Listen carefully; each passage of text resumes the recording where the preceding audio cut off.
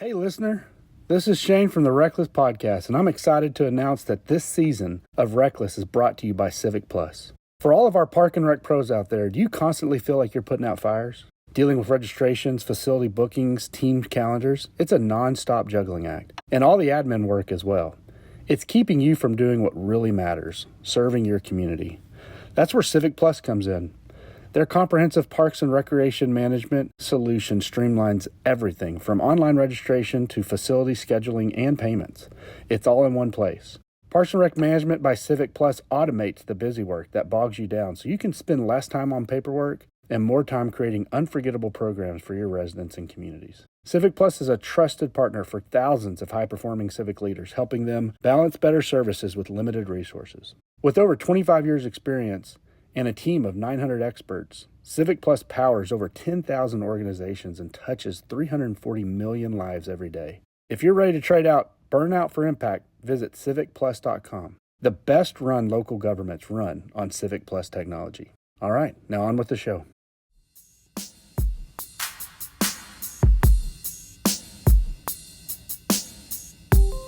Welcome to Season 5 of RecLess, the podcast making you smarter and more knowledgeable about the field of parks and recreation. Your hosts are Shane Mize, Jay Tryon, and Tom Venniro, three career-long friends from across the country bringing you a surprise guest each episode. Listen in on a great conversation, maybe take some notes, and definitely enjoy a couple of laughs. This is RecLess. Boy, Tom's all Patriot proud after the victory last night. That's right. That is right. 9-2. Feeling good. Yeah. Meaningful football for the first time in a long time. All right, folks, welcome to RecLess. My name's Shane. These are my good buddies, Tom and Jay. Tom, Jay, how are you? Good. I'm good, man. No complaints. Yeah. Same here.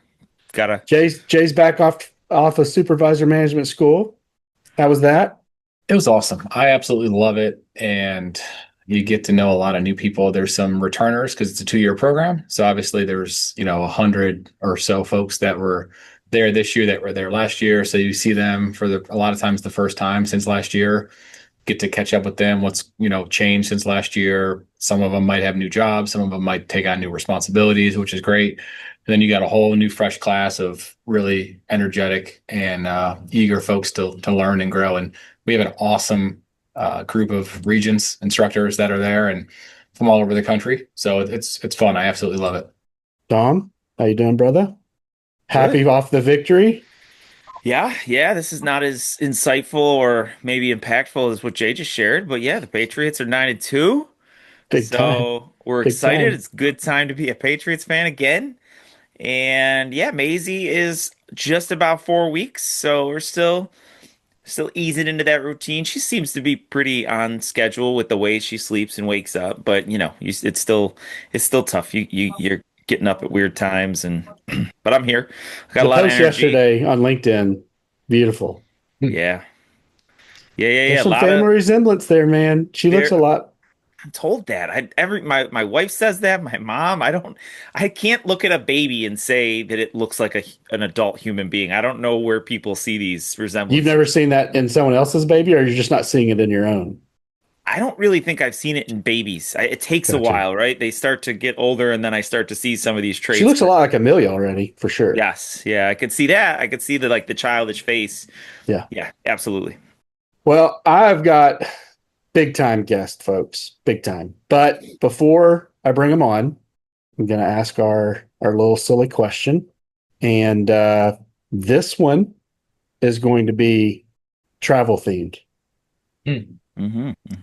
So if we were to curate a dream trip for the other podcast hosts, what would it be and why? And I know I'm springing it on you, so I'll go first.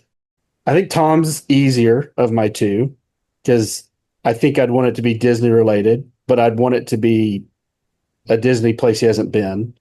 And I believe Paris has a Disney, and I believe at least one of the countries in Asia has a Disney, right? I think Tokyo. Okay, so I think Tom would connect more potentially with the Paris Disney trip, he and his family going out. So I think that would be pretty easy to plan. I wouldn't know what I would do with you once I got you there. But We already did it. We already did a Paris Disney trip. you've So already been Paris Disney? yes. Yes. Have we covered that? Okay, well then Probably Tokyo not. Disney. Probably not. I Yeah, didn't know no, you'd been to Disney overseas. we did. We did a 2 week, I think it was 2 week, maybe a couple more days vacation for our honeymoon. Okay. We didn't do it right after we got married in the fall, and Melissa's a teacher, so we waited till the summer of that year and did Florence, Rome, London, and Paris. And part of the Paris trip was going on over to Disney. So Really? You've been there? yeah, but the Is it Tokyo better? one, no, No. definitely not. But I've heard that I've read up and watched a lot of videos about the Tokyo one. I definitely want to go there. They put a lot of effort in technology, and it seems great. The resorts, every part of it. So yeah, definitely something I'd like to do. You're on the right track. Let's get in there. And Jay's a beach guy. Well, I don't know. He's a carnival, cruise, beach, go down and are you saying you're not? You like to go do those things? Absolutely not. What? I go to the beach for like maybe 2 hours at most. But you're doing, I guess maybe not a beach guy. I'm thinking more of are you a Caribbean guy? Don't you Beach, go yeah. on Oh, these? Yeah, okay. 100%. I like, but like we don't. I don't like the beach either. But like we have like family or friends that like will go to the beach and they will like put their stake in the ground. They're there all day. No, I can't do And that. and Lindsay's the same. We do like 2 hours, 3 hours max. And it's typically like not laying in the sand the whole time. It's like we're walking the beach, we're, finding a place to eat, we're in the water, out of the water. But some people just like sit in a chair at the beach for 12 hours straight. I can't do that. So there's that famous resort in the Caribbean I think it's almost got like two towers and it's got this connection. I've been there. You've been there. It's Atlantis in the Bahamas. See, it's like the ones I've picked Nassau. I've already done. Okay. Yeah, you failed. Did at you this like question. Nassau? I mean, yeah, we've been there twice, not to that resort twice. I've been to Nassau, Bahamas twice. Once was to go to Atlantis, and once was last year to go to another resort called Baha Mar. Yeah. Loved them both for different reasons. They're totally different, but yeah, they're great. Awesome. Okay. Well, I think I nailed it. But you chose places we'd already been. Well, that just shows that I'm a pretty good character of what y'all would do. Is there any restrictions on this? How many days? No restrictions. No, nothing like that. All right. So I'll hop in. Let me just hop in here. Okay. For Shane, and I'm going to preface that I would like to go on these vacations with you. Is that okay? You didn't give us any rules. So sure. So yes.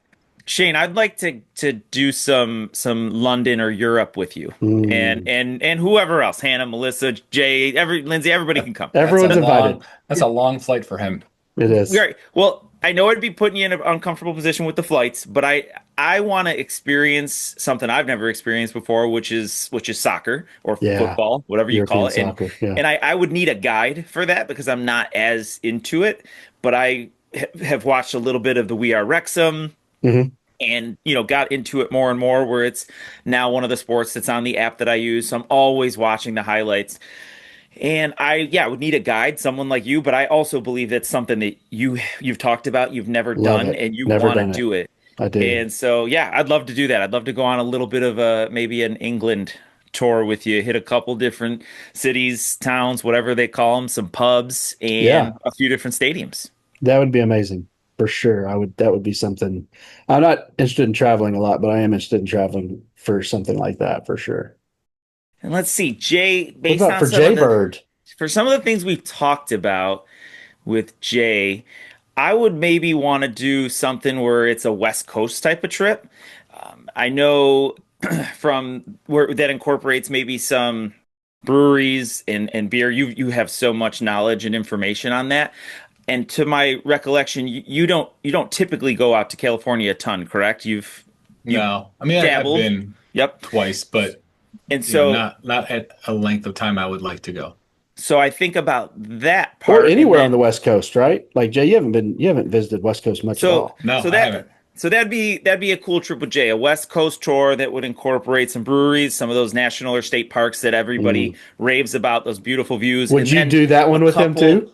Yes, that's the whole point here. This is very selfish. A couple, and then we'd hit a couple baseball stadiums, maybe Seattle, San Diego. So like maybe a week and a half where we can just Mix it in. Some breweries, baseball, and parks. Look at that. I like it. I'd be down for any of that and all of that combined. Um, for Shane, we're gonna go on a road trip. Yes. We are going to start in Memphis, do a Okay. barbecue tour of Memphis for like Oh, 2 days. yes. And then we're gonna drive east and do some barbecue tours of the Carolinas. That'd be So, fun. and I know we've talked about barbecue on here, and Texas barbecue. The ones I've had were absolutely phenomenal. Um, and everyone has their preference, and it's not to say that there's one that's better than the other. They're all completely different. And the Carolinas is known for pork. Obviously, Texas is known for brisket. So, and in some cases, I think Tennessee or Memphis is known for maybe their ribs. Yeah. So you're getting different types of barbecue. So I think it'd be road trips to different barbecue places, other things along the way, that we would visit. But that's like Could you imagine you and I on a road trip, just us two? Like the first time that windshield gets dirty, the first time the windshield gets dirty, he is going to get onto me. Yeah, we'd be stopping often to get it cleaned. Oh my sure. gosh. Yeah. And we would have a much better music selection than just yacht radio that your car is on repeat 24/7 and you hear the same songs 4 times in 6 hours. Well, if we take the Bronco, I wouldn't even be able to have yacht rock.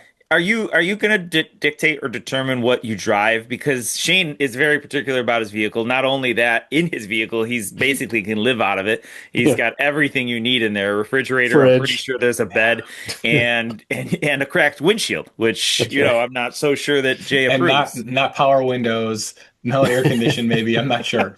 Roll So the we might have windows to down. take a different vehicle. We might rent a car that is from the at least from the 2023 and newer era. Got like a Mad Max vehicle, mine. And for Tom, so I have the theme in my head, but I'm trying to think of the location. And I think I'm going to say California. And there's a reason why. So Tom and I had some experiences when we were at Orlando going on roller coasters together. And obviously we actually did invite you. You started walking towards it and then turned around. Through half of a queue and then turned around. Yes. So you can't go down that path because you were absolutely invited and you decided not to. And actually kind of ghosted it. Like you didn't tell us you were leaving. You just turned around without telling us. The crazy thing is Shane's definitely the kind of person that, like, my father, when we did Disney World when I was a teenager, that was my first experience. So, and it wasn't a great experience. So that's not why I found that love of Disney. But my father didn't have the patience for a lot, for waiting. Shane, you don't strike me as the person that we didn't even have to wait in any lines. That's the crazy thing for these roller coasters. It was a free pass to walk right through from the back to the front. Patience is not a virtue of mine. Yeah.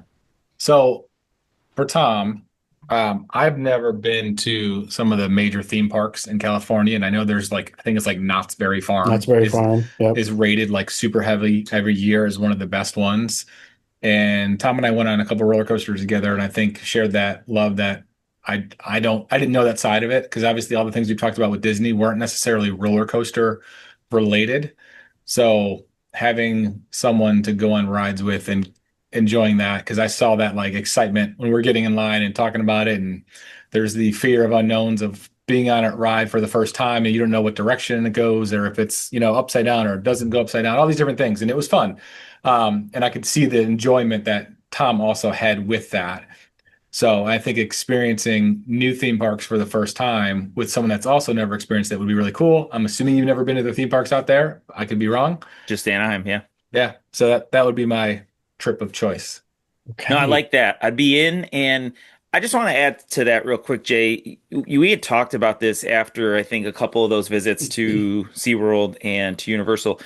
And this might be a little bit of my story of, again, the Disney piece. And I don't talk a lot about the rides, but that's a part of it. It is the rides, all of that. It's one of the really rare experiences that an adult can still really feel like a kid felt it once. The excitement, that joy, that's what I envision or remember as a kid and envision seeing it as with my own children. And as adult, I mean, it's sad, but there's not a ton of experiences like that, really. Yeah. And so, yes, absolutely. That'd be an awesome trip. The way I feel in a Buc-ee's in that convenience store, I feel like a kid. Yeah, exactly. Yeah. Shane, I just want to say too, this was your question, and I'm pretty sure Jay and I nailed it. And I'm not so Yeah. sure how well you did or how well you prepared for your own question. I mean, my take, and I think Tom's take, was taking you to new places. Shane was like, "Hey, I'm going to go here because you've already been there." Or maybe you didn't I even know thought I that. was taking you to places that you hadn't been, and you've Yeah. been there. I fucking nailed it. I don't know what else to tell you. I killed it. So much for this innovation. Yeah, I know. I know. Oh, okay. Well, let's get to our guest. I think our guest is going to have some things to weigh in on some of the stuff we talked about as well. The aquatic nerd.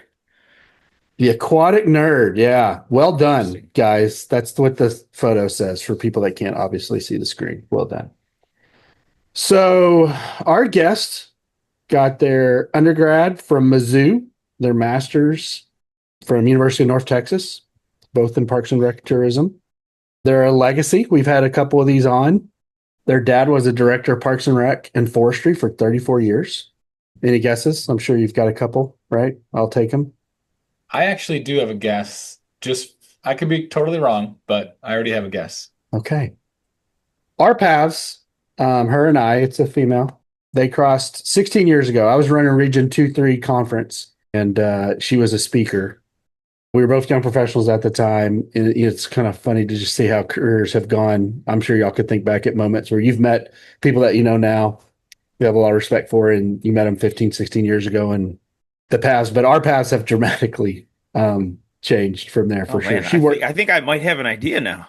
Look at you. Both of y'all think y'all know. Okay, that's good. She bounced around Texas and Missouri for a while in the aquatic industry. She was an aquatic athletics coordinator in Portland, Texas, aquatic specialist in, I never can say this name right, Des Priest, Missouri. Hard name. I don't think I'm saying it right. Was the area aquatic supervisor in Corpus Christi, and then the aquatic supervisor in Keller after that. And then, like I said, some things, these are some of the things that we definitely differ on. She loves to travel, has visited 25 countries, and lived in 3. She's been a vegan for the last 16 years.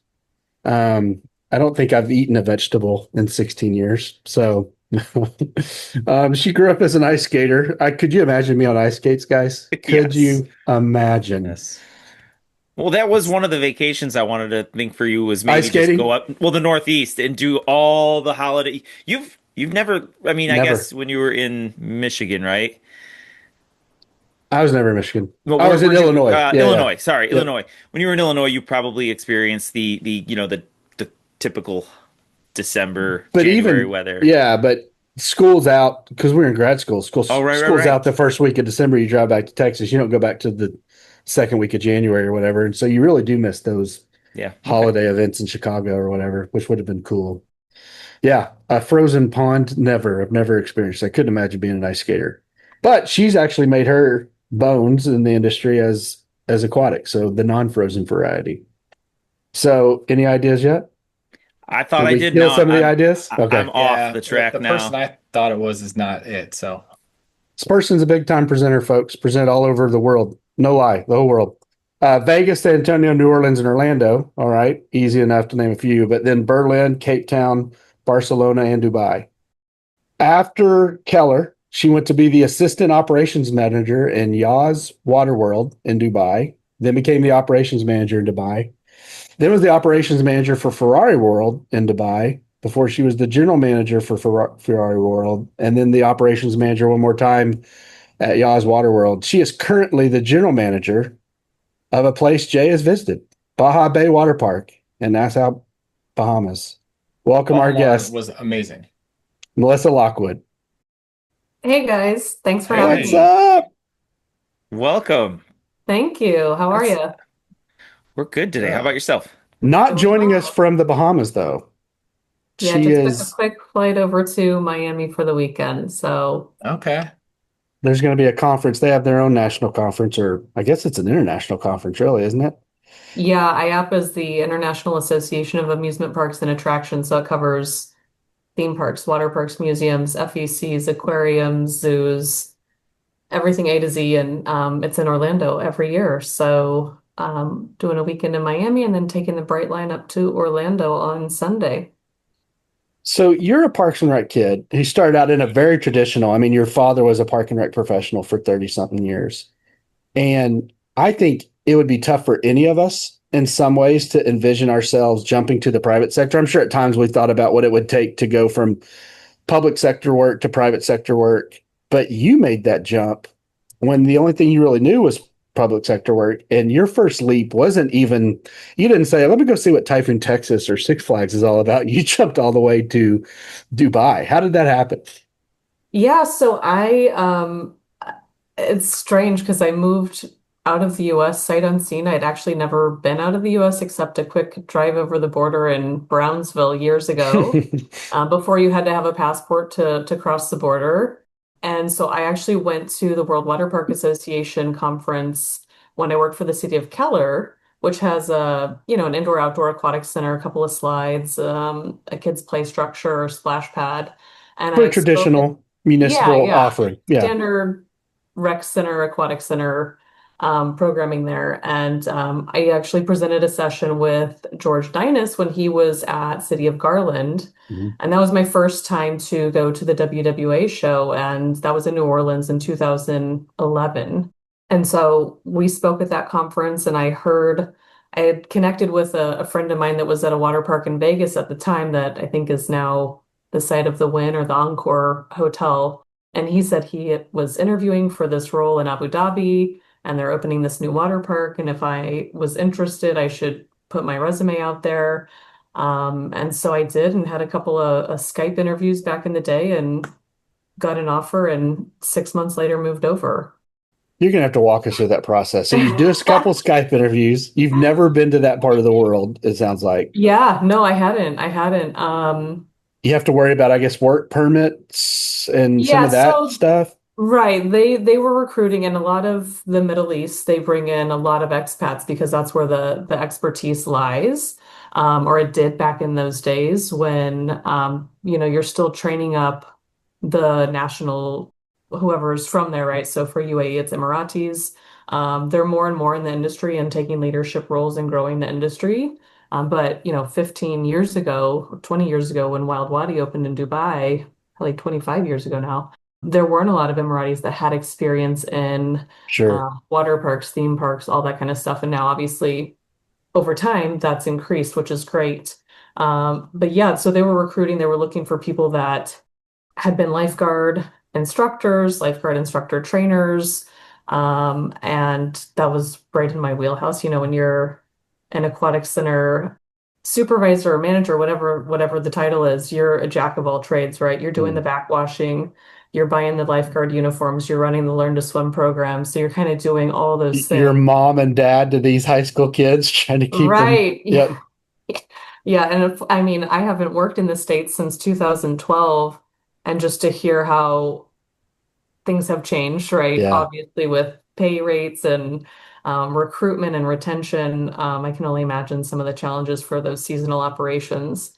But yeah, so they were looking for people with the kind of experience that I had, and I wasn't. And they kind of probably took a gamble on me not having private water park experience, Sure. but I must have sold them a good interview, and they offered me the job. Yeah, so they offered to me in probably February 2012, and I was finishing up my master's at UNT in May, and they wanted me over there for August. So it worked out perfectly that I was able to finish and then give my notice to Keller, right at the start of summer. I'm sure they loved that. Yeah. I gave them, over a month's notice though, because I didn't want to leave anyone in a bind. And then yeah, moved out of my apartment and drove up to Missouri where my parents are, and put a bunch of stuff in storage and packed a couple suitcases and got on a plane. It's wild. What's such a wild story. And when you had told them and gave them the notice, I think maybe the typical response was like, "Oh yeah, where are you going? Pflugerville or Yeah. Grand Prairie?" No, I'm Yeah, going to Dubai. I mean, that's such a drastic move and obviously very courageous. Can you maybe talk a little bit? I don't want to leave that topic too quickly. And so can you maybe sure. talk to and incorporate the Bahamas, but living and moving, uprooting the life here that you knew and transitioning to what your obviously your career. So you're balancing that and you're making a career out of this. And you have those international conferences that typically if there's some that are here in Orlando or different places around the world, you get to obviously you get to come home, quote unquote, so to speak. But what is that? What was some of the challenges or it's hard for me to formulate this question because it's so outside of my realm of what Right. I could consider a life that you're moving and you're literally picking up. You're living in the Bahamas now, correct? Yeah. And so that's like everybody's dream. That's people's vacation. And you walk out of a door every day and you're in the Bahamas. So yeah, But Yeah. I it's guess work. It's work for it is her. work, Yeah. but yeah, tell us a little bit Yeah. about that, being someone who had relocated out of this country and how you acclimated to that. What were some of the benefits? What do you love about it? And maybe what do you miss? I think I've always been a person with that kind of adventurous spirit mentality, whatever you want to call it. I mean, when I was in when I was in college, I did my summer internship actually working for Jeff Ellis and Associates, traveling all over the US auditing lifeguards at municipalities, water parks, lakefronts, beachfronts. And so as a 20-year-old, 19-year-old maybe, I had a rental car by myself before the days of GPS with the atlas in my passenger seat, like the trucker's atlas with a spiral bound notebook, spiral bound No spine. Garmin saying No, recalculate. Yeah. actually, we had early days of Microsoft Streets and Trips, and so you would load it up while you had Ethernet because there was no Wi-Fi in Uh-huh. the hotel, and then put the laptop with your Atlas in the passenger seat and Yeah. hope you could make it. And so it's funny now, some of the people I work with are like, "You can read a map?" I'm like, "Yeah, I could drive around with a fold-out map if I needed." So I always kind of had that sense of I love to explore, I love to try new things. This opportunity came up and I thought, I've spent 6 years in Texas and I learned a lot, I grew a lot, I worked with some really incredible people that, I'm still in touch with today. But I thought, why not? Like, when else am I going to have this opportunity? I was in my late 20s. I think I was 28 or so when I had applied for this job. And I had a friend that was like, if not now, then when, right? Why not? And if you hate it, you can come back in 6 months or whatever, and there will be a job somewhere for you. But yeah, I moved there and just really, it's a living outside of your home country, I think is just really a test in patience, right? You have Mm. to be comfortable being uncomfortable. And just, the conveniences that even coming to the States now, and it's just shocking. You can get, I'm in Miami. I see these little robots driving around delivering people's coffee to their office. What is this? We don't have these things. It's just really it's made me a more understanding, empathetic, flexible, compassionate person. And I just really enjoy learning about other people, other cultures, other traditions, getting to experience that with the guests that come to the places that I worked as well, that it's not everyone's like me. And so that's really what kind of sparked that passion for me that, why not give it a try? You can always have plan B. And I was single and it was easy, right? I could just pack up some suitcases and go. So yeah, that's kind of where that came from. It's amazing. Well, and I can imagine there was a drastic shift of like Mm. what was normal and what you learned going from the States to Dubai, and then obviously from Dubai to be in the Bahamas right now. And you just mentioned like the guest experience a minute ago. I've been to Baha Mar. I was there in April. Phenomenal location. We really contemplated going back again, even though we want to go somewhere new, just because we absolutely loved it. I have a almost 4-year-old that like loved the kids' water slides, and we just pretty much lived there almost every day for like a half a day because she Hmm. never wanted to leave. And I'm Yeah, sure you see that with all the guests that are there. But come absolutely. along with And that Melissa, is you opened that place, right? That was your Yeah, baby. Yeah. yeah. that's awesome. I mean, 2021 we opened. I have a ton of questions that I would love to dive into with that. But from the guest experience side of it, that has become, and you can probably like validate this with facts, but it's probably the premier water park destination when you're looking at like a Caribbean resort right now. Is that safe to say? Yeah, absolutely. We Baha Mar opened in 2017 and we opened the water park in 2021. And so we're still, we're not quite to 5 years yet for the park. The design of the park, which it was before I was hired, right? Ride selection and design was completed already, is just really a perfect mix to hit every demographic in a family, a couple's trip, a friend's trip. We have a really great ride mix and layout of the park to provide that amazing experience for our guests of any age and any ability. So we're really fortunate that, Yeah. we kind of hit the nail on the head as far as something for everybody. And guests really love coming to the park. We see people in the hotel, they'll stay at the resort for, let's say, 4 or 5 days. They'll visit the park every day, maybe for a couple hours, then they'll go to the beach, then they'll go to the resort pools, then they'll come to the flamingo enclosure or see the tortoises. And so it's a great family vacation location as well as couples and largest casino in the Caribbean. And so we kind of have something for everybody. Yeah. And I can vouch for that from someone that has a 3-year-old and a 12-year-old is, my oldest was having just as much fun, if not more sometimes than the youngest, because there's something for everyone there.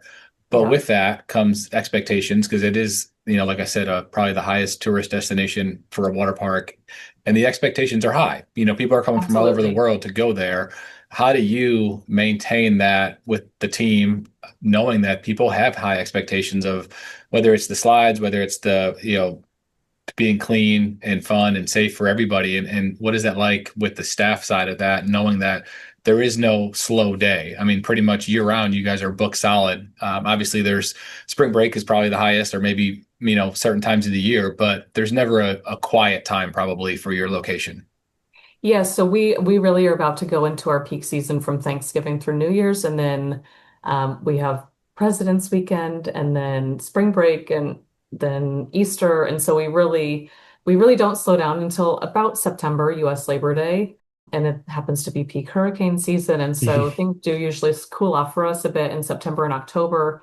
But yeah, we really focus a lot on training from the interviewing and recruiting process to onboarding to the ongoing training that we provide for all of our associates across the resort, not just the people that, fall under my purview. We're about 5,000 associates across Baha Mar, and hundreds of different departments and areas with the 3 hotels and golf and tennis and cleaners. And we really talk a lot about what is the expectation of our guests. It is not inexpensive to visit the Bahamas or to visit the Caribbean.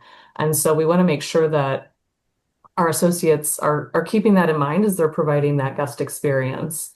Talking a lot about what are our core values, how are we displaying those to our guests on a daily basis. And, if you're having a rough day, that the guest isn't aware of that. The guest doesn't know when you're walking to the park or you're walking it to the hotel front desk or wherever your work area might be, you are on stage essentially, Yeah. and to provide that service. And if you're having a bad day and you need a minute, speak with your manager, talk to somebody, say, hey, can I take 15 minutes to go get a coffee or whatever it is you might need to do so that we can continue to provide that amazing guest experience. Don't blow your top and end up on some TikTok video where you screamed at Exactly. somebody. Yeah.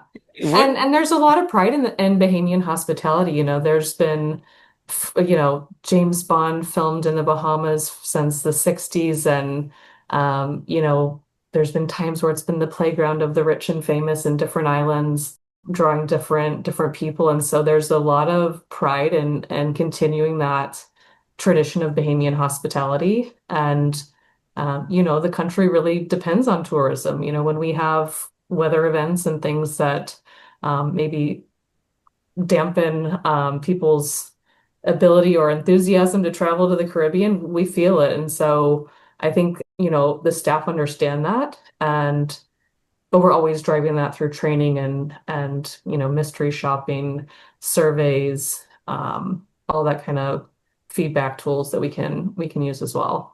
Fascinating. I think I have so many questions about the whole concept of how, we work in municipal Parks and Recreation, the three of us. And Melissa, you have experience there as well. And then my personal background, as you've heard from Shane, is we love to travel to Disney World, Right. and I get a lot of personal inspiration from Disney World, but also professional inspiration. And so, I mean, tons of it, right? And you only know what you know. You only know what you're exposed to an Right. extent, or what you read about. But feeling and seeing it and experiencing it is so much more than actually reading about it. And so, just curious, in the Bahamas, and this could actually also go for Dubai and your experiences there, your team, are they typically locals, or are there individuals that are traveling from all over to work there? And I ask that Mm. question because I look at a Disney World, Jay's looking for a and job, or Tom's looking for a job, basically. I, jokes aside, I've talked to individuals who have worked for Disney and all the different jobs that they offer, right? And that's actually part of where I'm going with this is you get individuals from all over who come to Florida or Anaheim or wherever it is, maybe it's Tokyo or Paris, because they want to work for Disney. They want to work in a Disney park. And so that might be a little unique, although I'm sure in Disney World that there's probably a huge amount of Florida residents that work for Disney because it's such a big, Sure. organization. So my question is kind of what is your main base of your staff, and who Like do the you breakdown. all, yeah, what's kind of that breakdown look like, and who do you all look toward? You just told us a little bit about your kind of about culture, but who do you look toward for inspiration? Yeah, so it's actually kind of two sides of the coin going from the UAE to the Bahamas, where the UAE is at least when I left, was about 90% expat population. And so the Emirati population was about 1 million Emiratis, I believe, and then 9 million expats Wow. to work in every kind of industry across the UAE, a lot of finance, hospitality, theme parks, water parks, retail. And then in the Bahamas, we're kind of the opposite, where there's very few expats. So you really have to have a specific skill set to be able to obtain a work permit, because the idea is that, Bahamians are filling those roles as they should. And so there's people in similar roles to me that were kind of that niche, unique skill set that maybe you go to hospitality school, but water park is so specific. And so the idea is that, we're training and developing that generation of Bahamians that eventually one day will be in every role across the entire country. For Baha Mar, I don't know exact numbers. We're about 5,000 associates. I believe we're less than 5% expat. And most of that would be a lot of culinary. So we've got a Chinese restaurant, we have Oh, Chinese okay. chefs, Japanese restaurant, we have Japanese chefs, and so on. But there's a few other roles similar to mine that do have expats that are kind of those niche subject matter expert type of roles. Our wildlife team has people with a lot of animal experience, and things like that. And so it's kind of the opposite of the UAE, where in the UAE, there still was that goal with Emiratization to be training and growing and developing Emiratis to take on all those kinds of roles, and that's happening, and it has happened significantly from when I got there to now. But it's such a big country with 10 million or so population versus the Bahamas, it's not even 500,000.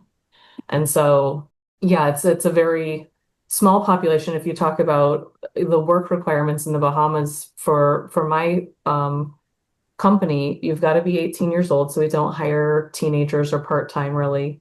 So you've got to be 18, you've got to have a high school diploma.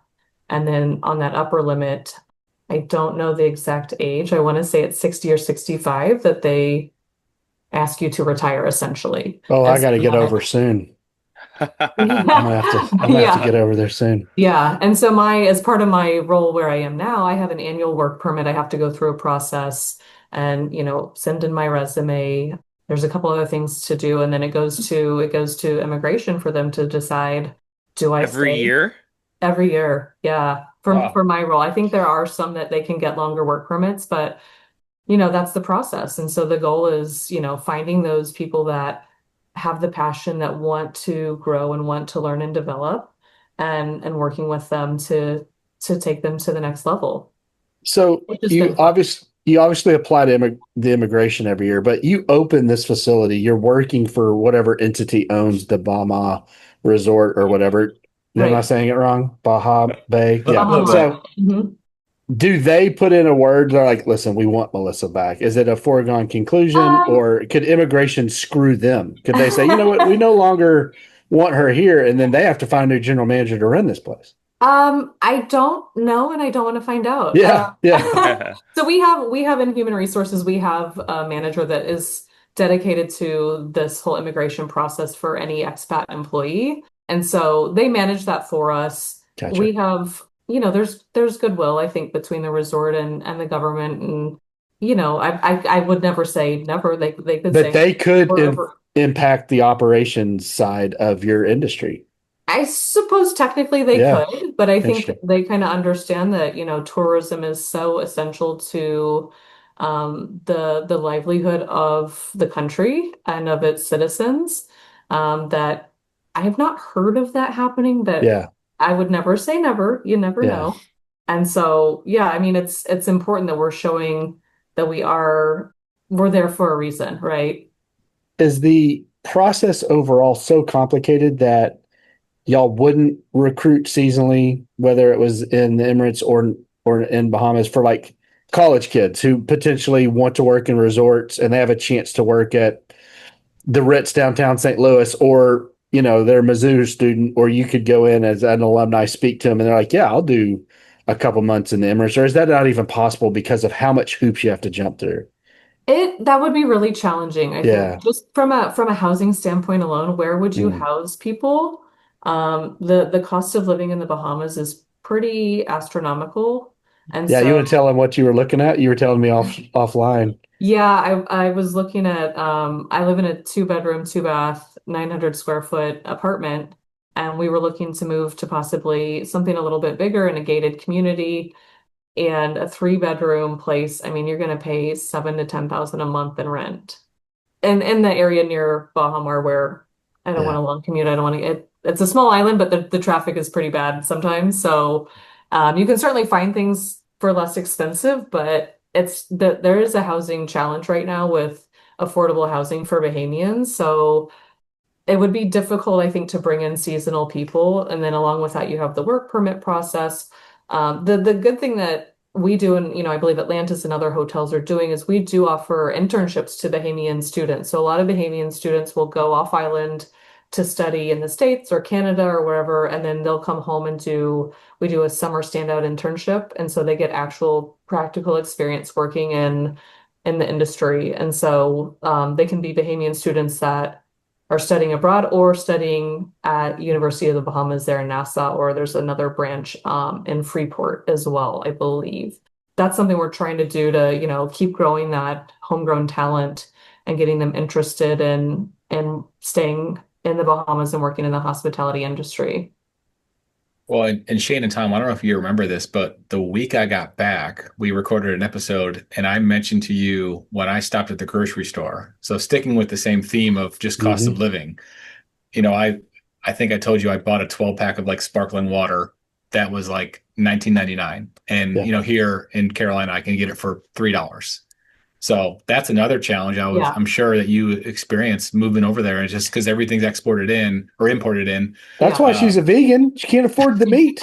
Not vegan, vegetarian. Cheese Oh, is that's right. very My important bad. to my Yeah. life. Cheese My and bad. ice cream and all those things. But yeah, the grocery store is, I mean, you're going to pay 2 to 3 times what you would pay in the States. Mm. My favorite cracker is a Triscuit, which, Yeah, is yeah. eating wicker furniture apparently. And you can get a box of Triscuits here, I think maybe $3 or $4 now. And it's hard to find them less than $9 in Nassau. Yeah. And so, You you just just kind of, Are you loading up on your Triscuits and then just I taking them have all Is that your back? whole to take a suitcase? few I mean, boxes home. Yeah, now on the flip side, you can't do that with ice cream. It would melt. Ice that's cream, right. I can only imagine that's got to be pretty expensive. This is Yeah, an odd we've got a question. Dairy Queen down the street from us, so we'll Wow. go every once in a while and get a Blizzard. And I mean, a mini Blizzard, I don't know what it costs here because I haven't been to a Dairy Queen in the States in a while. But it's probably $5 and a half Oh, for a okay. mini Blizzard, which maybe is not too far off. And so, yeah, it's just interesting. You're Yeah. weighing those pros and cons. The great thing about the larger resorts, and even when I was in Abu Dhabi, the theme parks and water parks, is you have a staff cafeteria Mm. that provides a free meal every shift. And so that's most days I go in there and I eat lunch, and there's a hot meal option. We kind of have a Subway sandwich station. There's a salad bar. There's a soup. And so at least one meal a day we're providing for our associates, and that's one less, meal that they've got to worry about. We've talked in general about Disney and the Disney way. I had next practice down yesterday. So Neelay and Jason were there, both for former Disney associates, right? And so Disney for y'all, I would imagine, Melissa, is almost a competitor. People are choosing to go on a vacation. They're potentially choosing to go to one resort or another resort. And Right. Disney gets a lot of love for how it engages people and how it makes people feel and all the things the associates do. But and maybe at one time that was the only people that were doing it. But now I would imagine both in the Emirates and in Bahamas and everywhere else you could probably in your colleagues in your industry are doing it that same way, right? Is there something uh that y'all when y'all hear Disney, do y'all roll your eyes? You're like, oh come on. Like, is it really like we're all doing it?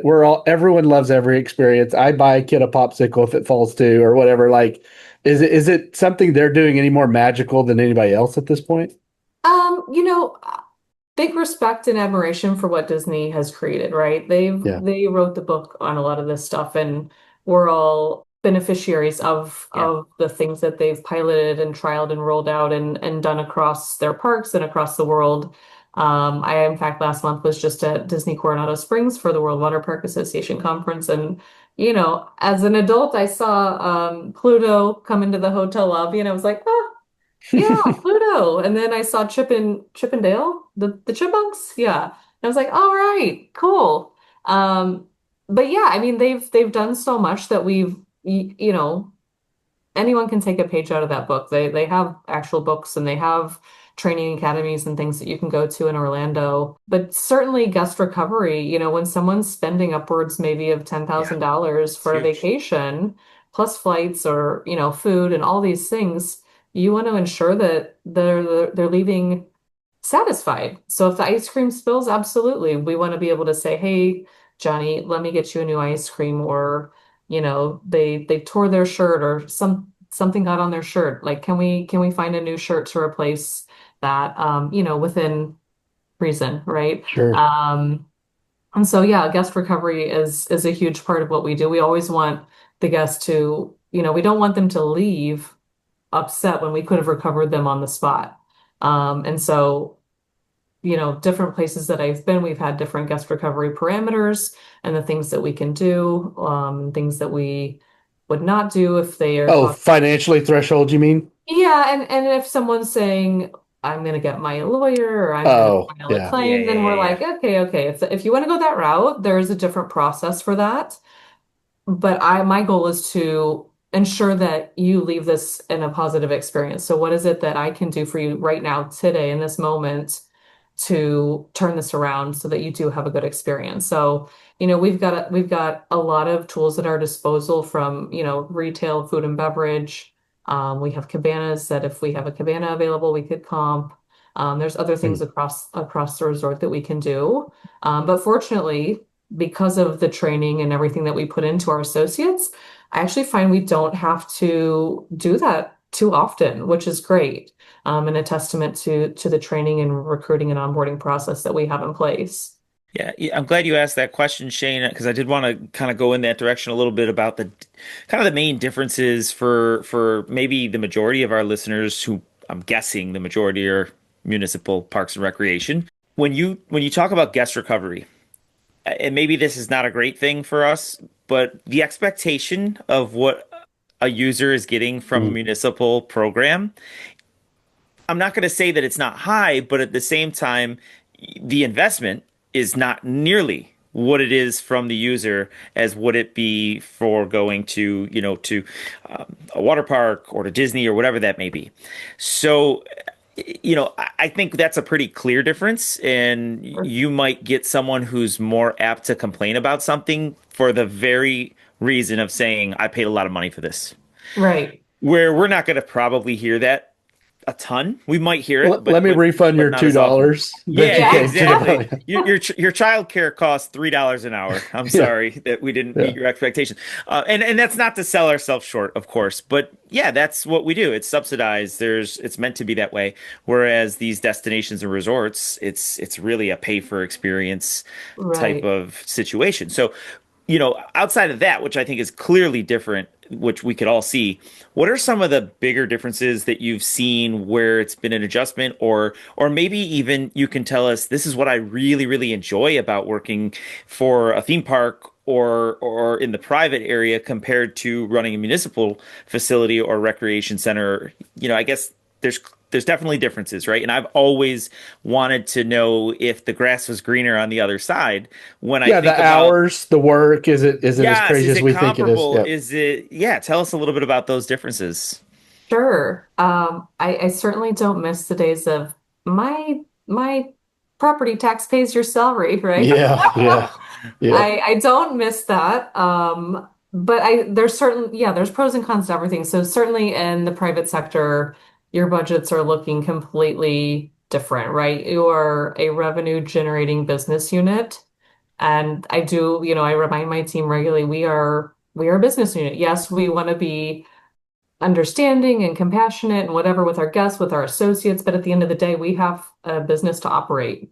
And so definitely switching that mindset, I have to say, my time at the Keller Point being a cost recovery rec yep. center was hugely beneficial to Yeah. me moving into this world and understanding how to operate a program for at least a cost recovery, maybe not a huge profit, but to Yeah. cover your costs. Keller Point was the I, first 100% cost recovery in Texas at that time, I yeah. believe. Yeah. Yeah, and I mean, my boss when I was there, Teresa Thomason, she had us every day. We would go into her office. She had a dry erase board, and we would write up our Yep. revenues and our expenses, and what was our GDP or whatever She still profit. does that. I've visited her at other locations, Allen, Yeah, McKinney, and she's had a dry erase board, and people every day are putting up your yeah, daily totals. So hugely beneficial, right? Because if you're, what you measure, you stick to, right? Yeah. And so there's definitely that side of it. It's nice to be able to say, hey, we can afford to buy new lifeguard whistles next year, right? Things that sometimes where, I think having that Parks and Rec background, I've been really a penny pincher. And Those things seem frivolous.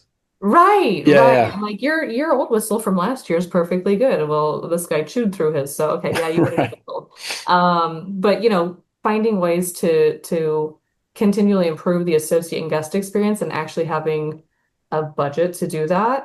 The other great thing about working for such a big company, and this was both my company in the UAE and here, is you have a full human resources team Mm. that are also there to support you. And so we have a benefits manager. Every one of our associates gets free health insurance for themselves, and then they can Mm. add on family members for a fee or monthly cost or whatever it's called. I don't know how health insurance works in Spain anymore since ACI haven't lived there, but that's one of the perks that we provide at Baha Mar that is not required of us.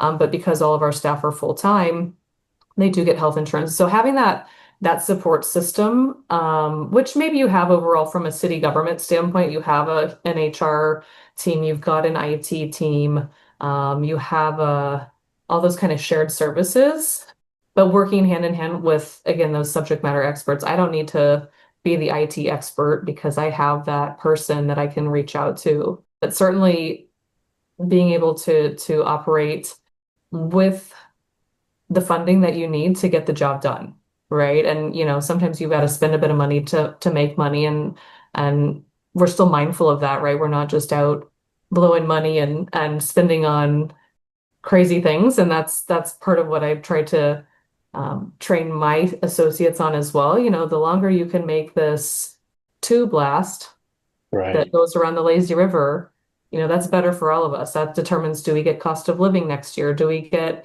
any of those kind of increases that our ownership would determine based on our year-end results? And So then it's a certainly very not the expensive place to live. Stuff like cost of living is important. right, right. Yeah. And so when we're able to do that, and we've been able to do that this last year, we did that for our associates, which was great. So we want to be able to do that. But again, at the end of the day, it's going to depend how does the year wrap up? Yeah, what else?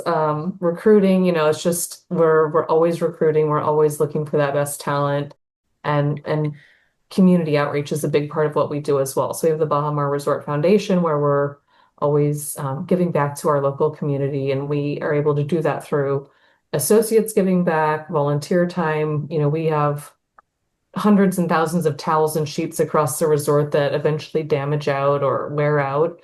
What are we doing with that? We donate a lot of that to the Humane Society so that they have towels for the dogs and the cats and whatever else that they're doing. So it's been really nice to work for an organization that is very invested as well in supporting and giving back to our local community. Well, Well, and I kind of have a different question about the community because, and Shane mentioned it earlier when he was describing your introduction, and I mentioned Atlantis. So the two biggest properties in the Bahamas are Atlantis and Baha Mar. And 10 years ago, Atlantis was probably like, the mecca of it, where they're now a little dated. Baha Mar's, taking that charge of being more known for the water park, I would say, and you correct me if I'm wrong here, but do you ever communicate with them? Do you talk to their staff on like what they're doing well or what you can work on versus, I mean, it's their competition, but you're you also, pop their tires, things you like can, that. I'm just curious because like in Definitely our not. world, Well, we like do we it. talk to Shane, we talk to Tom, like we all talk to each other and we share Right. things. You guys are obviously direct competition, even though you're not, you're different, and you're 40 minutes away from each other. You're not next door, but is there a communication there or is it strictly competition?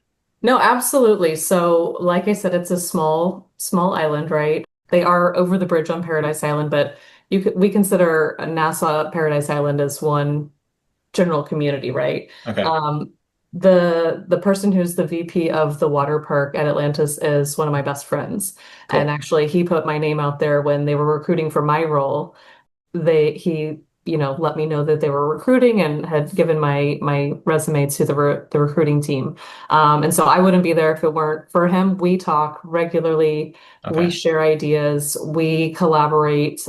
When we both use the same lifeguard training program, and so when they come to town to do classes, we'll host or they'll host, and we do those things jointly. A lot of the staff that works at Baha Mar came from Atlantis, right? So Atlantis opened in the late 90s and really changed the landscape of resorts and hospitality in the Bahamas. And so as Baha Mar was getting ready to open, a lot of people wanted to look at new opportunities, new resort, new property.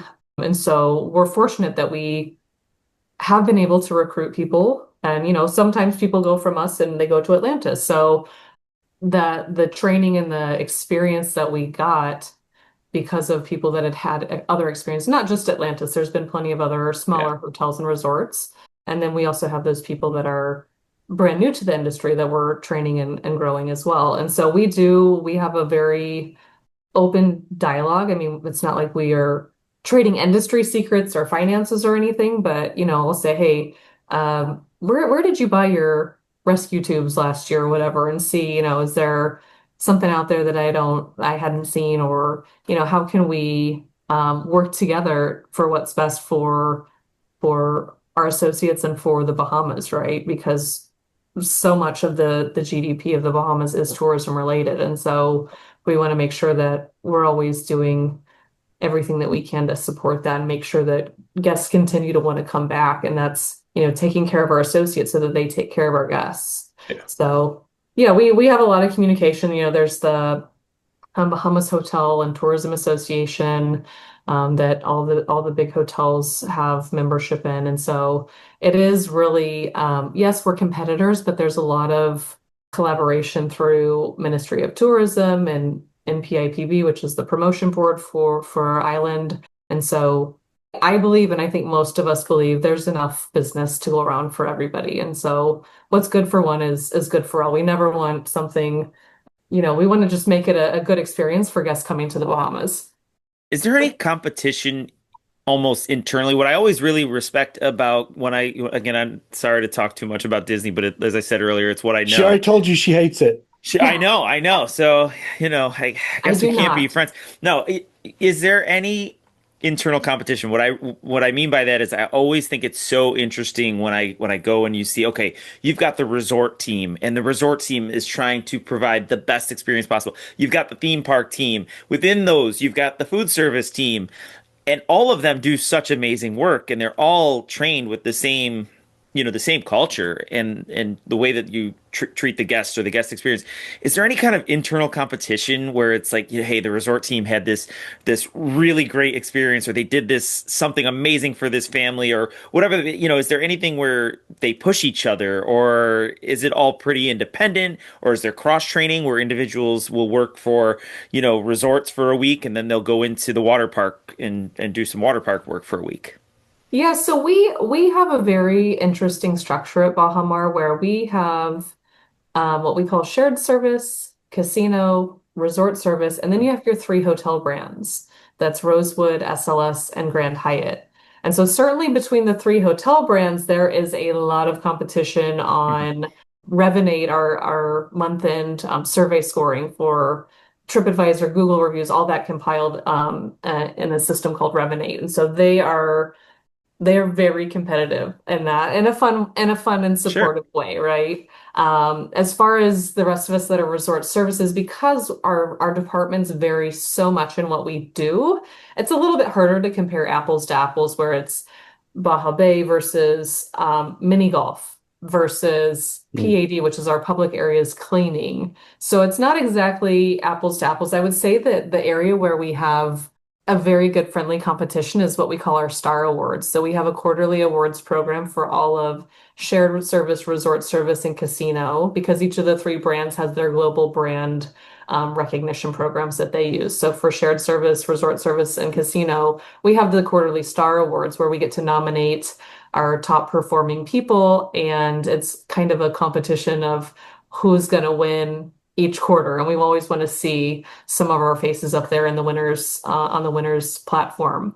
But it's great because we're able to have that competition because there's so many great associates that we are able to recognize every quarter. And then, when we have a winner, we're like, ha, we got it.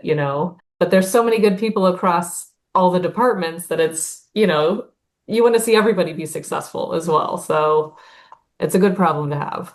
Yeah, absolutely. And I just think it's fascinating because if someone, especially because people are paying so much money, if someone were to have a bad experience with one of the different Mm. places or Right. areas, that could ruin the rest of the trip, or again, that potential for that individual to come back because, Casino Branch didn't pull their weight that day or whatever that may be. Right, So, right. And so we work together. So the guest doesn't know we're all these different departments, right? Nor do they care, nor should they care, right? They are there, they're staying at Grand Hyatt, Rosewood, SLS. They're in the casino, they're in the water park, they're eating at all these restaurants, they're doing a wildlife experience, they're going to our golf course, tennis, whatever it might be. The idea is that it's a seamless experience for them. And so there are times where we say, hey, you know what? This guest is upset or something's gone wrong. We're picking up the phone or sending a message to that hotel that, hey, we have Shane in room 123 Mm. of this hotel, and we've had this event happen. He's not satisfied or whatever it might be. And we reach out and Steak work was well together. done. Yeah, his steak was overly cooked. He wanted it raw. And how do we work together to make sure that that happens for the guest? So it really is a lot that's of great. pieces moving behind the curtain in a way that's kind of different than other places, and even Atlantis, right? They are one brand and one business unit. I mean, they have the restaurants and casino and rooms and all that are different departments, but they don't have to go through maybe as many, I don't want to say as many hoops, but it maybe is a little bit more seamless, right? Whereas at Baha Mar, we've got the three brands and then the shared service people that it can make it a little bit more complicated, but we never want the guests to be made aware of that, right? So someone could have a bad experience in the casino, and they could be reaching out to you or the hotel to comp a room or to give them an extra a cabana the next day to lick their wounds Right. or whatever if it was a bad experience. And Right. that's Yeah. just something, and you write it off in some way, or you keep it in the margins where this was an administrative request or whatever. Right, right. And the casino has like, they've got a team of people to, make sure they're taking care of those Yeah, clients. And, I've never been much of a gambler and working, I'm not allowed to gamble in the Bahamas. That's part of the law that work permit holders and Bahamian citizens cannot gamble in casinos, which fine by me. I'd rather, keep my money and I don't know what I'm doing anyway. So I would, right. I wouldn't want to do That's that. funny. But, when I go to Vegas, I'm like, nah, I'm good. I'm good. With it's funny. So at one point in our industry, and I think this is what's interesting about the public side and the private side, whether you're at a YMCA or a private resort or a rec center, childcare potentially at the lowest level looks like childcare, right? There's probably some ratio. You're keeping the kids happy and entertained. But as you go up in the administrative level and you're a supervisor or manager, and now you're a general manager, an operator, director, whatever, it just kind of shoots off to where you're dealing with something totally different. You don't necessarily have a board or a citizen group that you're trying to maintain, and you've got this cost revenue number that we don't have potentially. Could you ever see yourself going back into the public sector? Have you gone so far the other way that you think that would be a difficult jump when at one time you could have stayed in the public sector and moved up and been a director and been fine, but now it would be do you feel like it'd be pretty foreign to you, or do you think like, yeah, I've always kind of thought that that could be something I would do? Yeah, I mean, I'm a person that will never say never. It hasn't been on the radar really that of something that I'm seeking to do. But then when I come to the States and there's these great municipal And your departments Triscuits are right here. $3. Yeah, my cheap Triscuits, I can go to Panera and Chipotle whenever I want. But I get to go to some of these like just here in Miami and like Miami Beach and the beautiful beaches that they have. And I mean, I live on a beach, right? But seeing some of these green spaces and parks throughout the city, it sometimes piques my interest again and to think, could I go back? I think I could. It's just a matter of, do I want to be back in the US? At this point, not really looking at that. But I would never say never. And I think the skill set that I have now could be hugely beneficial coming back into a municipal role. Sure. But there certainly would be that learning curve again of going back into municipal and working with a council or a board and a city manager that I would, I'm a bit rusty on that kind of stuff. It's been a minute. So Yeah. I would probably, be on the phone to you guys and other people and saying, remind me how this works. I kind of have forgotten. It's been a Yeah, you minute. just roll your eyes and say yes when they ask you to, clean up Yes, whatever. yes, Yeah. Mayor. Whatever you Yeah. want, Mr. Mayor. Yeah. I think we've gotten to the Awesome. rapid fire portion. So we'll hit you with some quick questions and just it'll vary in topics. Although mine has a little bit to do with the resort and a little bit to do with the tea, as my kids would call it. I would imagine you get some celebrity sightings at the resort. Would you like to? I mean, it's just us girls here, so you can just be honest and tell us any nightmare celebrity encounters or any great celebrity encounters or anybody you were starstruck by that was on the resort while you were there, whether here or in the Emirates. So quite a few celebrity visits to different Jay Tryon. properties. Yeah, for sure. Yeah, when Yeah. Jay came to Baha Mar, we, rolled out the red carpet. He was a secret shopper. You didn't know. Yeah, actually, that's not a bad idea. That would have been awesome. I'll come back. I'll do it again. Yeah, absolutely. Yeah. Probably the most notable couple in Abu Dhabi was right next to the water park. It's Yas Island is basically a mecca now for theme parks and water parks and entertainment. And so there's Yas Water World next to us is Ferrari World, and under Ferrari World's it's an indoor theme park, but it has this outdoor space and there's a big concert venue there. And so we would have all these concerts at the end of the F1 season. And so a lot of those performers would want to come to the theme park, the water park. And so I got to meet Rihanna, Macklemore. We had probably my favorite, because I'm an ice skater, was when Abu Dhabi hosted the Special Olympics in 2016, I think.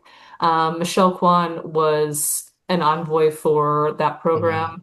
And she came to Ferrari World and I got to meet her and take my picture with her. And so I was geeking out over Michelle Kwan and still have that photo, still enjoy, when it pops up in my memories every year. Certainly at Baha Mar, because we're such a close destination for the East Coast. My first month, probably, I met Aaron Judge from the Yankees. We just had Lenny Kravitz perform at the hotel as part of our Culinary and Arts Festival. And so it was cool to see him around.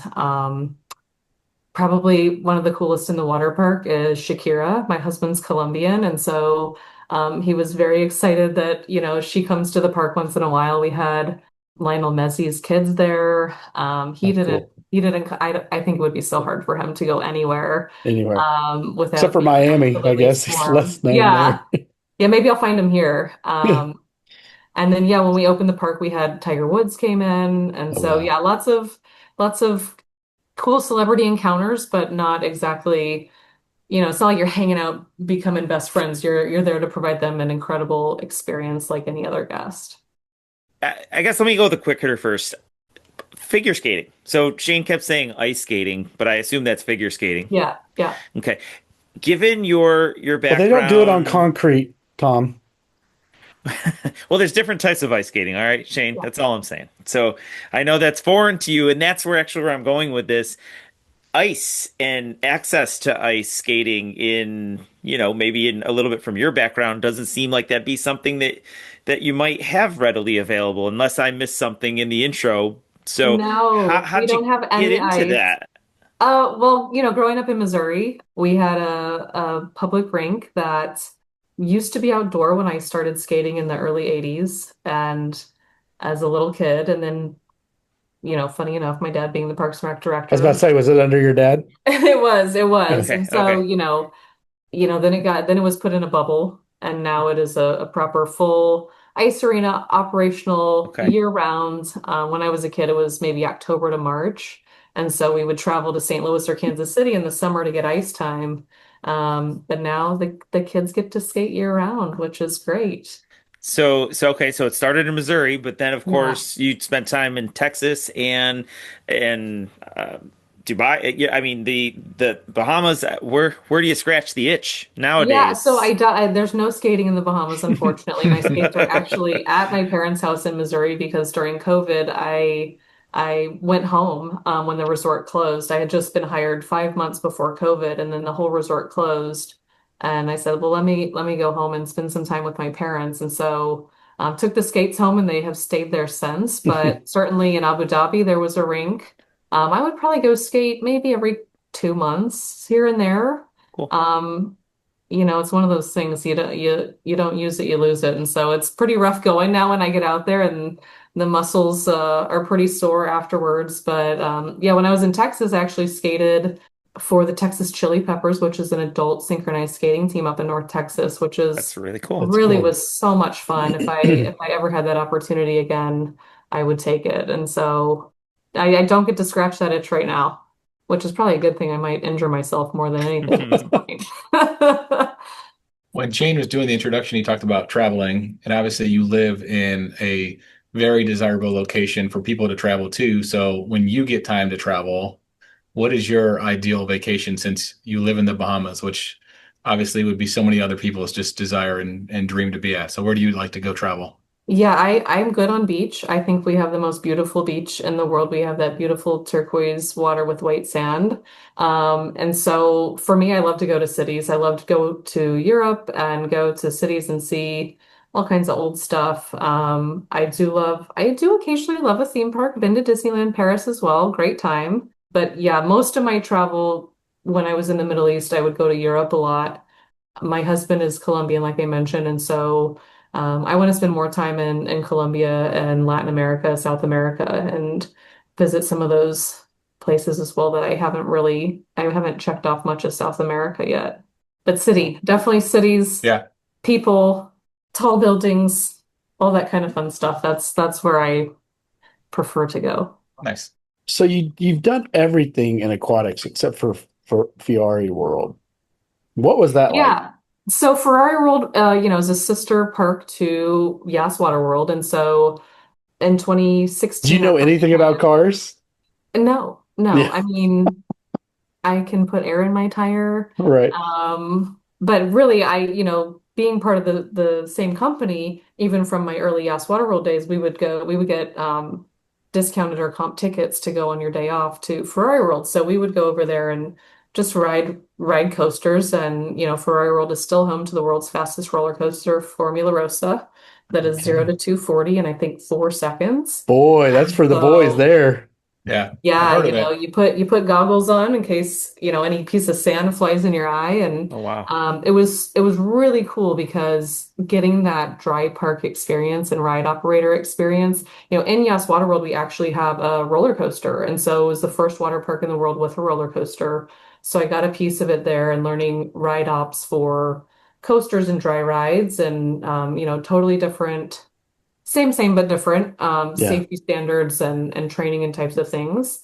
But to get to go over and any day I wanted, just sit front row on Formula Rossa during the morning test ride was just so That's much cool. fun, and worked with such a great team there and people that I'm still close with. And while I was there, we opened a new coaster called Turbo Track, and they needed an English voiceover for instructions that didn't have an accent. So I Oh believe my no. voice is still on Look at all of the that. coaster loading instructions in Ferrari World. And I say, head back, hold on.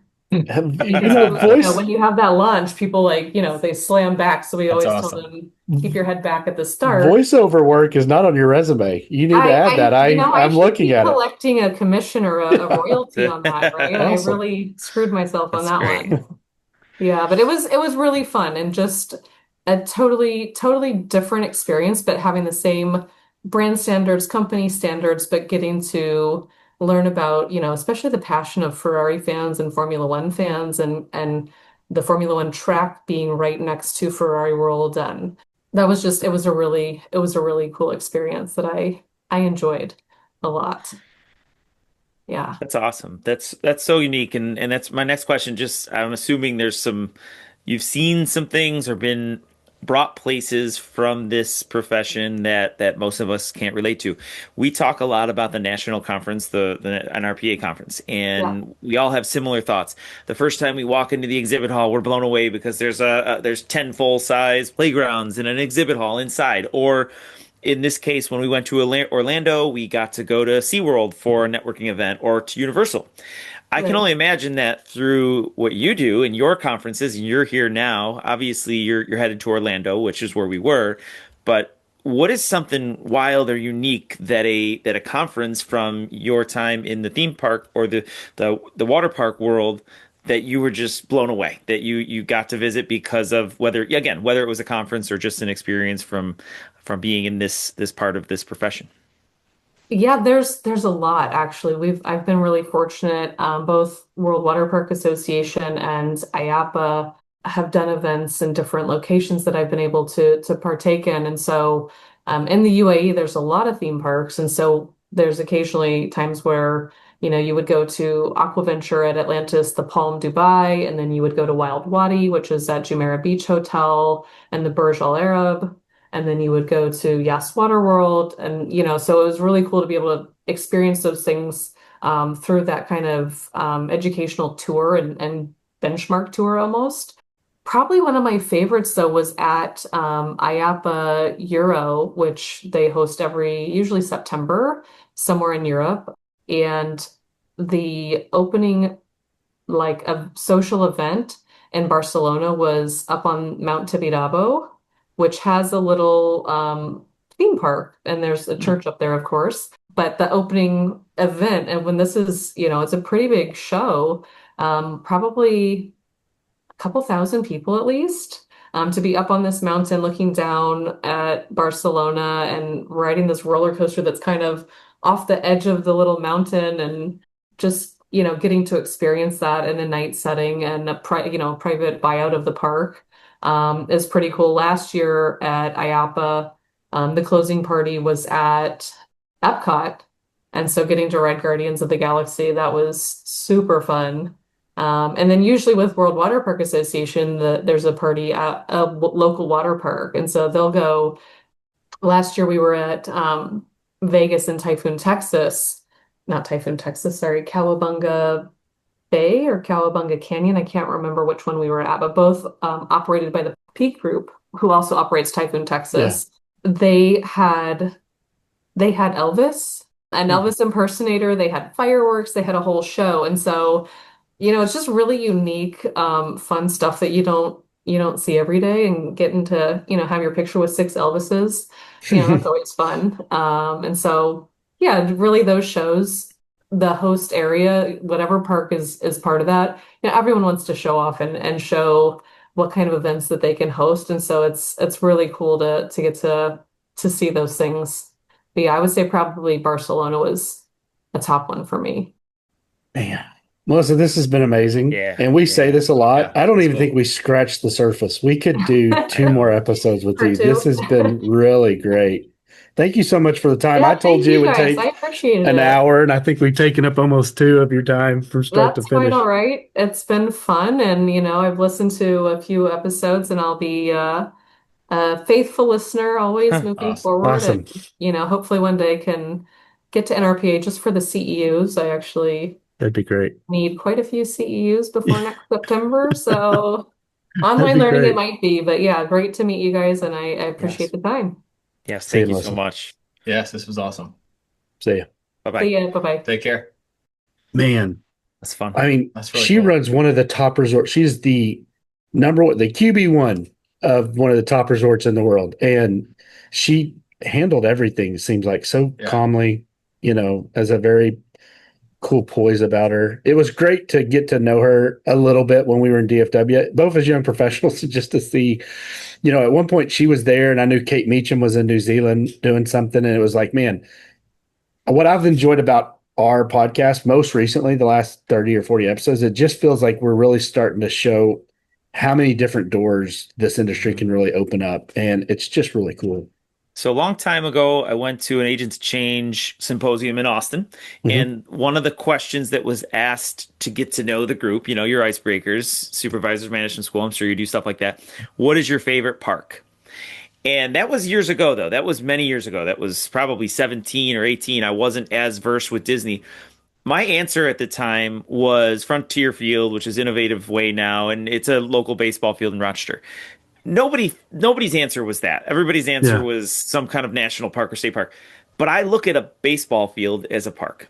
And then fast forward to now, I look at Disney World. I look at those. It's a park. It's a park, man. It's a different kind of park. It's not what we all think is the traditional. So I love that you had Melissa on. I loved learning about what she does, and yeah, it's fascinating for sure. I would And love to be a as- fly on a wall for a year following her around just to see what it's like, Yeah, and as someone that's been to that location, I can vouch for the sheer just like excitement that comes from everyone that wants to go there, the energy that's there, and the expectations that people have when they go there. So it's incredible. Well, till next time, I think it's Tom up. Tom, Yes, I next. am up. I'm up. I'm excited. Real fun guest, and actually part of what we talked today transitions to something that guest is I doing love it when that happens. soon as well. Cool. Yes. Well, till next time. Thanks for being on, guys. See ya. See All ya. right, we'll see you next time, everyone. This episode of RecLess wouldn't have been possible without the support of our agencies and our better halves, Melissa Salatino, Lindsay Tryon, and our executive producer, Hannah Mize. We also want to thank our director of hashtags and swag, Rooney Taylor, and our team of junior producers, Luke, James, Elizabeth, Grant, and Harper. Stay up to date on all things RecLess by following all of our social media and like and subscribe wherever you get your podcast to ensure you don't miss an episode. See you next time on RecLess.